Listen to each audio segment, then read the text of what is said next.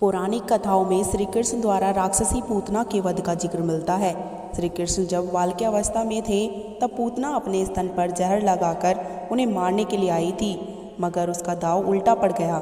श्री कृष्ण ने अपने बालकाल में ही कई असुरों का वध किया था। इनमें से एक थी राक्षसी पूतना। पूतना अपने स्तनों पर जहर लगाकर श्री कृष्ण को मारने के लिए आई थी, मगर उसका दांव उल्टा पड़ गया और श्री कृष्ण ने पूतना का वध कर दिया। आगे की कहानी में आप जानेंगे कि कौन थी पूतना और किसके कहने पर वह श्री कृष्ण का वध करने आई थी। लेकिन उससे पहले आप सभी से एक रिक्वेस्ट है कि वीडियो में अंत तक बने रहें। वीडियो अगर पसंद आए तो वीडियो को लाइक कर लें। अगर आप चैनल पर नए हैं तो बेल आइकन पर क्लिक करके चैनल को सब्सक्राइब कर लें। और अगर आप श्री कृष्ण के सच्चे भक्त हैं तो कमेंट बॉक्स में हमें ये जरूर बताएं कि श्री कृष्ण के गुरु कौन थे। पूतना एक राक्षसी थी जिसके पास कई मायावी शक्तियाँ थी। वह सुंदर स्त्री का रूप धारण करके बड़े बड़े ज्ञानियों को चकमा दे सकती थी। पूतना कंस की दासी थी। वह पिछले जन्म में रतनमाला नाम की एक राजकुमारी थी। राजा बलि ने उसे जन्म दिया था। पौराणिक मान्यताओं के मुताबिक एक बार वामन देव राजा बलि के दरबार में पधारे थे। वामन देव भगवान विष्णु के अवतार थे। वामन देव के सुंदर रूप को देखकर रतनमाला का ममत्व जाग गया। उसने मन ही मन सोचा कि काश मेरा ऐसा पुत्र होता तो उसे मैं बड़े प्यार से स्तनपान कराती। वामन देव ने रतनमाला के मन की इच्छा जान ली और तथास्तु कह दिया। रतनमाला को यह वरदान मिल गया। इसके बाद वामन देव ने राजा बलि का अहंकार दूर करने के लिए 3 पग में ही पूरी जमीन नाप दी। राजा का अहंकार टूट गया और वामन देव ने क्षमा मांगी। अपने पिता का अपमान होते देख रतनमाला को बहुत बुरा लगा। उसने मन ही मन सोचा कि अगर मेरा ऐसा पुत्र होता तो उसे अपने स्तन पर विष लगाकर दूध पिला देती। वामन देव के तथास्तु कहने से अगले जन्म में रतनमाला ने राक्षसी पूतना के रूप में जन्म लिया। वह श्री कृष्ण के मामा कंस की खास दासी थी। कहते हैं कि कंस जब अपनी बहन को उसके ससुराल में विदा कर रहा था तब बीच रास्ते में एक आकाशवाणी हुई थी कि देवकी की 8वीं संतान उसका काल बनकर आएगी। इससे भयभीत होकर कंस ने देवकी और उसके पति वासुदेव को कारागार में कैद कर लिया।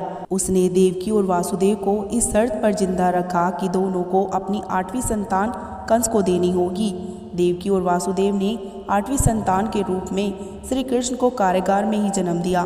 फिर वासुदेव कान्हा को वृंदावन में नंद के घर पर छोड़ आए और उनके घर हुई पुत्री को उठाकर ले आए, जो कि एक माया थी।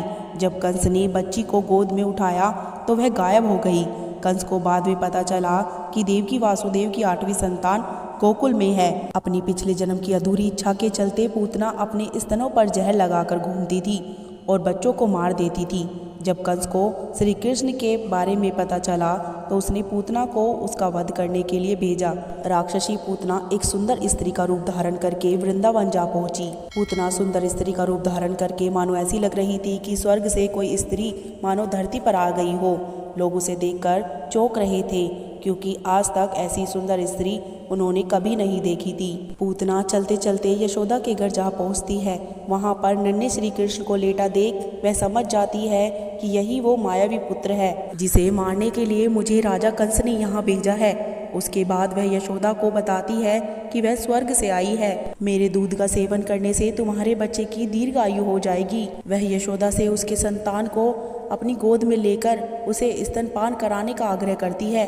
पूतना भगवान श्री कृष्ण के बाल स्वरूप को अपनी गोद में लेकर थोड़ी दूर निकल आती है और वह श्री कृष्ण को स्तनपान कराती है ताकि उसके जहर से नन्हे श्री कृष्ण की मृत्यु हो जाए। लेकिन श्री कृष्ण ने पूतना के असली रूप को पहचान लिया। उन्हें पूतना के यहाँ आने का उद्देश्य भी पता चल गया था। पूतना ने अपने विष लगे स्तनों से श्री कृष्ण को दूध पान कराया। लेकिन नन्हे श्री कृष्ण अपनी लीला दिखाते हैं जिससे राक्षसी पूतना के स्तन में इतना दर्द होता है कि वह दर्द से बचाओ बचाओ चिल्लाने लगती है, मगर कान्हा को कुछ नहीं होता है। अगले ही पल श्री कृष्ण ने पूतना का वध कर दिया।